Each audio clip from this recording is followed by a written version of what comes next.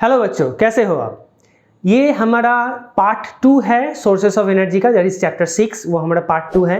Part 1 में हम लोग इंट्रोडक्शन पढ़े थे, टाइप्स ऑफ जो सोर्सेस का एनर्जी, सोर्सेस ऑफ एनर्जी है वो कितने टाइप्स में हम लोग डिवाइड कर सकते हैं वो पढ़े थे। फॉसिल फ्यूल क्या है, कोल क्या है, कोल कहाँ से हम लोग को मिलता है, कैसे हम लोग उसे डिफाइन करते हैं, क्या क्या टाइप्स है कोल का, ग्रेडिंग क्या है कोल का, ये सब हम लोग फर्स्ट क्लास में डिस्कस कर चुके हैं। आज हम लोग डिस्कस करेंगे उसी फॉसिल फ्यूल का एक part, that is petroleum, and another part is the natural gas. Okay, ये दो पार्ट में हम लोग, दो पार्ट के बारे में आज हम लोग डिस्कस करने वाले हैं। So without wasting any time, let's get started.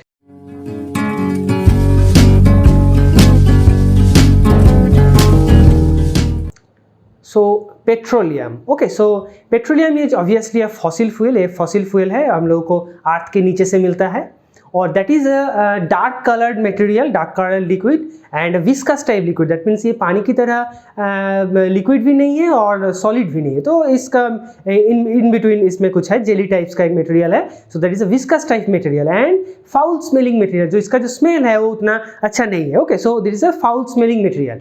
इसको कहा जाता है कि क्रूड ऑयल, जो हम लोग को अर्थ के नीचे से मिलता है, so that is called the crude oil.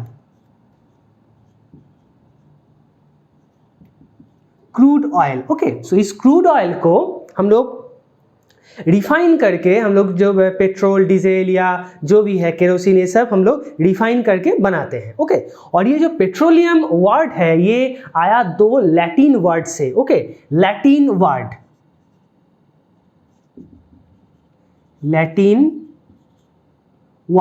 Word that is Petra plus oleum.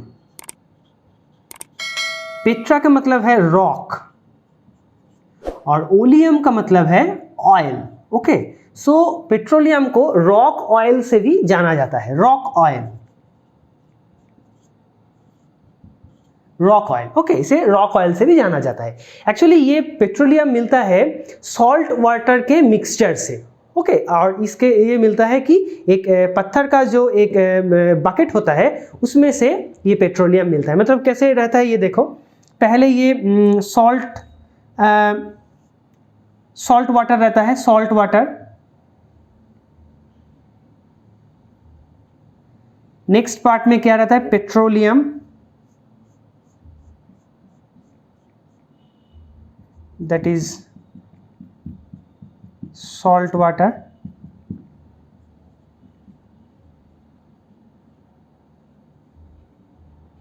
उसके ऊपर क्या मिलता है, natural gas. That means petroleum and natural gas ये एक ही जगह में हम लोग को मिलता है। Okay, that is natural gas. और ये जो होता है ये that is rock. Okay, so ये पेट्रोलियम जो है, पेट्रोलियम जब हम निकालते हैं तो ऊपर नेचुरल गैस रहता है और नीचे जो है वो सॉल्ट वाटर रहता है। सो ये सॉल्ट वाटर के मिक्सचर पे ये हम लोग को मिलता है। ओके, तो ये जो रॉ पेट्रोलियम हम लोग को मिलता है इसको कहा जाता है कि क्रूड ऑयल। सो क्रूड ऑयल को हम लोग बहुत प्रोसेस से रिफाइन करके हम लोग बहुत तरह का जो प्रोडक्ट्स, उसका जो बाई प्रोडक्ट्स है, जैसे कि petrol, diesel, lubricating oil, kerosene, whatever, ये सब हम लोग ये क्रूड ऑयल को रिफाइन करके बनाते हैं। That is called the refining of petroleum. तो रिफाइनिंग ऑफ पेट्रोलियम प्रोसेस से हम लोग ये जो रॉ पेट्रोलियम है, ये रॉ पेट्रोलियम ऐसे कुछ काम में नहीं आता है, तो ये रॉ पेट्रोलियम को हम लोग रिफाइन करके वो सब बनाते हैं और सब बना के हम लोग उसे यूज करते हैं। ठीक है, तो अब हम लोग देखेंगे कि ये क्रूड ऑयल को या रॉ पेट्रोलियम को हम लोग रिफाइन करके क्या क्या प्रोडक्ट बना सकते हैं और उसका यूजेस क्या है। So petroleum product and their uses. Okay, जो हम लोगों को अर्थ के नीचे से मिलता है क्रूड ऑयल, उसको हम लोग रिफाइन करके, बहुत स्टेज में रिफाइन करके हम लोग हर एक चीज़ में यूज़ कर सकते हैं उसे। ठीक है, जैसे कि पहला क्या है देखो, रेसिडुअल ऑयल। रेसिडुअल ऑयल में क्या है, asphalt, that is actually sticky material. ये कहाँ पे यूज़ होता है, रोड मेकिंग में यूज़ होता है। जो ब्लैक कलर का एक कोटिंग हम लोग रोड के ऊपर देते हैं वो that is asphalt. Okay, and coating of under side of electric pole. That means जो इलेक्ट्रिक पोल होता है, उस इलेक्ट्रिक पोल जितना माटी के नीचे रहता है उसमें हम लोग इसका एक कोटिंग दे सकते हैं, जैसे कि वहाँ पे रस्ट ना आए। Okay, so that is the uses of asphalt. Next is the paraffin wax. It is used as grease. तुम लोग देखे होंगे कि कार में जो बियरिंग्स रहता है वहाँ पे हम लोग एक जेली की तरह मटेरियल यूज़ करते हैं, दैट इज़ द ग्रीस, क्योंकि वहाँ पे जो बियरिंग्स रहता है उसमें फ्रिक्शन कम करने के लिए हम लोग एक लुब्रिकेटिंग चीज़ यूज़ करते हैं, ठीक है, दैट इज़ द ग्रीस। तो ग्रीस के ये भी यूज़ हो सकता है paraffin wax and making vaseline, जो हम लोग वेजलिन यूज़ करते हैं उसमें भी ये पैराफिन वॉक्स यूज़ होता है। कैंडल्स इज काइंड ऑफ ए वॉक्स, सो हम लोग इसे कैंडल्स बनाने में भी यूज़ कर सकते हैं। Next is the lubricating oil. ये कहने की बात नहीं है, लुब्रिकेटिंग ऑयल्स नाम से ही पता चलता है कि किसी भी चीज़ को, किसी भी मशीनरीज के किसी भी पार्ट को लुब्रिकेटिंग बनाने के लिए, लुब्रिकेंट रखने के लिए हम लोग इसे लुब्रिकेटिंग ऑयल यूज़ करते हैं। ओके, क्यों यूज़ करते हैं? क्योंकि जिस मशीन का जो पार्ट घूम रहा है उसमें क्या होगा, एक फ्रिक्शन होगा, तो फ्रिक्शन होने से उसमें एक उसका जो वो एक एक्चुअली खराब हो सकता है। तो अगर हम लोग उसे लुब्रिकेटिंग ऑयल दे देंगे तो उसमें फ्रिक्शन कम होगा, तो फ्रिक्शन कम होने से वो जो मशीन का लाइफ टाइम है वो बढ़ जाएगा, right. So that is a lubricating oil. तो लुब्रिकेटिंग ऑयल किसके अंडर में पड़ता है? रेसिडुअल ऑयल के अंडर में पड़ता है। Next is the fuel oil. Fuel oil हम लोग कहाँ पे यूज़ करते हैं? बॉयलर में। बॉयलर का काम क्या है? बॉयलर में हम लोग पानी को गर्म करके वहाँ से स्टीम हम लोग प्रोड्यूस करते हैं, ठीक है। ऐसे तो बॉयलर में जो आग जलता है दैट इज़ कोयला से, हम लोग कोल से जलाते हैं, पर बॉयलर को स्टार्ट करने के लिए एक फ्यूल की ज़रूरत होता है, that is the fuel, boiler fuel. तो बॉयलर फ्यूल भी हम लोग पेट्रोलियम को रिफाइन करके बना सकते हैं। Next is the diesel. हम लोग को कहने की बात नहीं है, डीजल कहाँ कहाँ यूज़ होता है? जनरली जनरेटर में हम लोग यूज़ करते हैं। हेवी व्हीकल्स जो है, ट्रक्स जो है, जो भारी प्रोडक्ट्स ले जाते हैं, भारी गुड्स ले जाते हैं, उसमें हम लोग ये डीजल यूज़ करते हैं, वो मशीन्स चलाने के लिए डीजल यूज़ करते हैं। Next is the kerosene. Kerosene हम लोग घर में जनरली यूज़ करते हैं, that's why it is called the domestic fuel. हम लोग स्टोव में यूज़ करते हैं, लाइट जलाने में हम लोग केरोसिन यूज़ करते हैं, so that is the domestic oil. So kerosene हम लोग जनरली डोमेस्टिक पर्पस में यूज़ करते हैं। नेक्स्ट इज द गैसोलीन और पेट्रोल। तो पेट्रोल के यूज़ तो हर एक जगह में होता है, हमारे बाइक में होता है, कार में होता है, ओके, हर एक जगह में हम लोग वाइडली ये जो पेट्रोल है वो यूज़ करते हैं। और कहाँ कहाँ यूज़ कर सकते हैं हम? ड्राई क्लीनिंग में। ड्राई क्लीनिंग मतलब हमारे कपड़ा में जो थोड़ा मतलब दाग लग गया तो उसको हटाने के लिए हम लोग जो लॉन्ड्री में देते हैं वो ड्राई क्लीनिंग करते हैं। ड्राई क्लीनिंग पेट्रोल से होता है, सो पेट्रोल से ड्राई क्लीनिंग करने से वो दाग चला जाता है, राइट। और एक पेट्रोल का यूजेस है that is very important, that is the aviation oil. Aviation oil कैसे बनाते हैं? एविएशन ऑयल, ये जो पेट्रोलियम है, पेट्रोलियम को जो रिफाइन करते हैं हम, उस रिफाइन के कितना हम लोग रिफाइन किए हैं उसके हिसाब से इतना सारा डिवीजन है, ठीक है। So aviation oil is a highly refined oil, okay. क्योंकि हाईली रिफाइंड क्यों होता है? उसका वेट घटाने के लिए, वेट घटाने के लिए हाईली रिफाइंड ऑयल हम लोग उसमें एविएशन में, फ्लाइट्स में हम लोग उसे यूज़ करते हैं, that is the aviation fuel, okay. Next is the petroleum gas. हम लोग जो घर में एलपीजी का जो गैस सिलेंडर यूज़ करते हैं that is the liquefied petroleum gas, okay.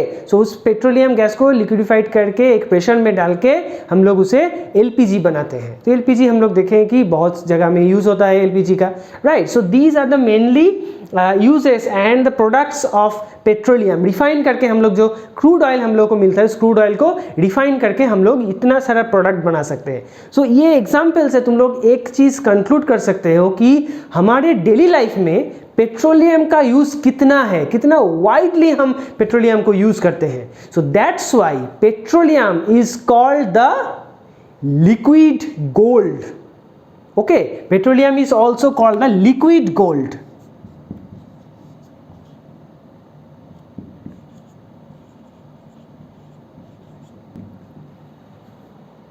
Okay, so petroleum को लिक्विड गोल्ड भी कहा जाता है। ये एक छोटा सा पॉइंट है, तुम लोग याद रख सकते हो, क्योंकि एग्जाम में आ सकता है कि लिक्विड गोल्ड किसे कहते हैं। तो लिक्विड गोल्ड, पेट्रोलियम को हम लोग लिक्विड गोल्ड कहते हैं, क्योंकि इसका यूजेस, इतना यूजेस है, हमारा डेली लाइफ में हम लोग इतना इसे यूज़ करते हैं, तो that is the very most valuable things, that very valuable things. So हम लोग उसे गोल्ड की कंपेरिजन में उसको लाते हैं, so that is a liquid gold.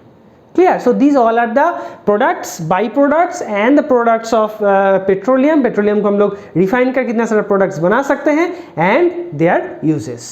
अब हम लोग देख लेंगे कि नेचुरल गैस क्या है और नेचुरल गैस हम लोग कहाँ कहाँ पे यूज़ कर सकते हैं। So next is the natural gas. तो अगर हम लोग वो डायग्राम एक बार फिर से ड्रॉ करेंगे तो हम लोग क्या देखे थे कि एकदम नीचे क्या रहता है? Salt water, right. उसके ऊपर क्या रहता है? Petroleum. So this one is salt water, petroleum. उसके ऊपर क्या रहता है? Natural gas. उसके ऊपर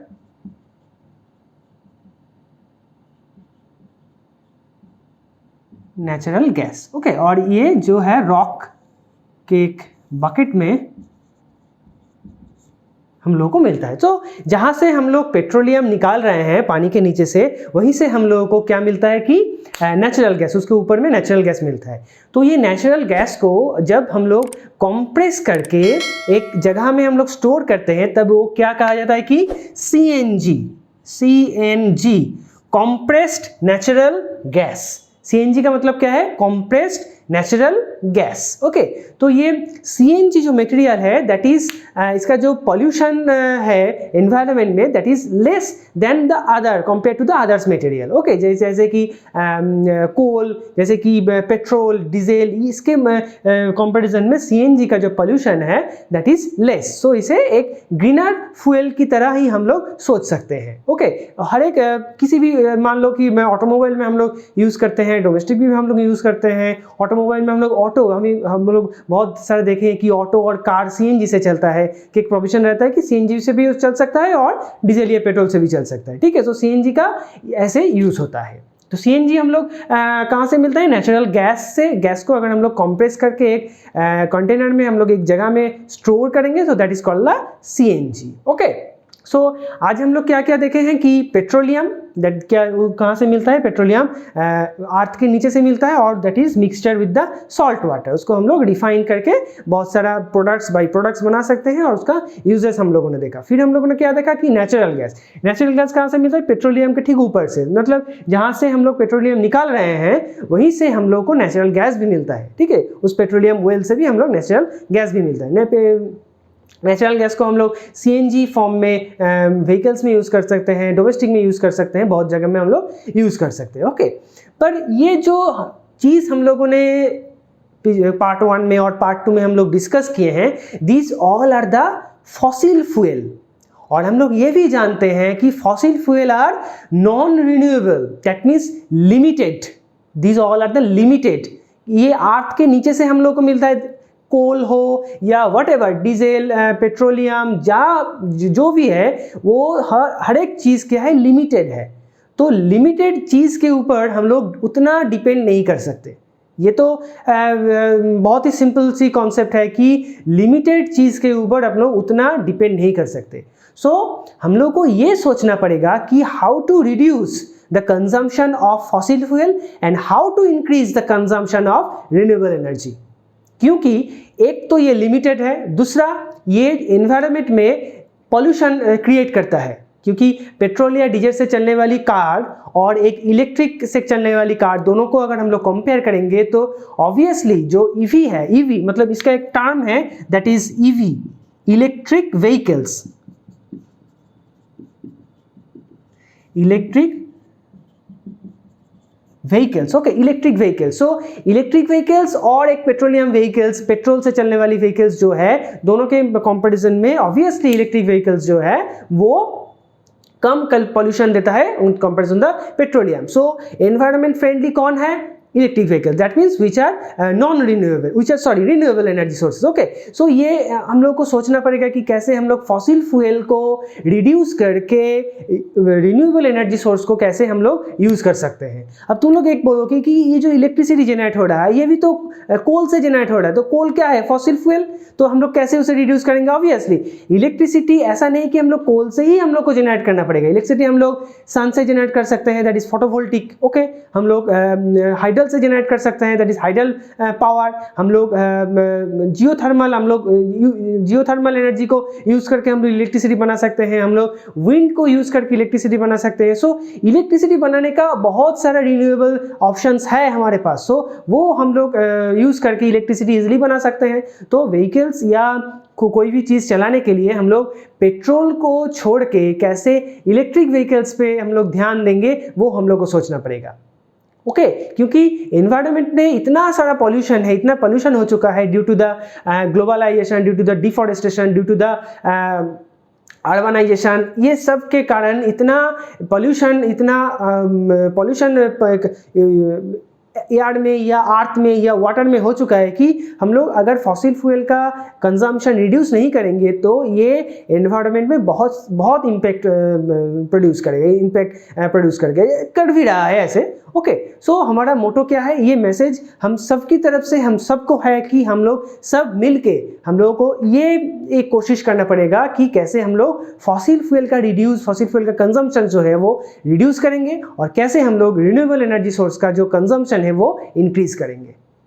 ओके सो आज के लिए इतना ही गाइस, नेक्स्ट क्लास में हम लोग इसका जो करस्पॉन्डिंग एक्सरसाइज है वो सॉल्व करेंगे। ओके तो ये मैसेज तुम लोग हमेशा याद रखोगे कि तुम लोग अभी यंग जनरेशन हो, बड़े होकर कोई इंजीनियर बनोगे, कोई डॉक्टर बनोगे, कोई साइंटिस्ट बनोगे, जो भी तुम लोग बनोगे कि तुम्हारे फील्ड में तुम कैसे कुछ एनवायरनमेंट फ्रेंडली चीज़ बना पाओगे, कुछ एनवायरनमेंट के लिए कैसे तुम लोग काम कर पाओगे, ये हम सभी को सोचना पड़ेगा। Okay, so if you like this video, then like the video and share it with your friends. And those who are new in this channel, please subscribe the channel and hit the bell icon. मिलते हैं अगले video में, तब तक के लिए Tata and good bye.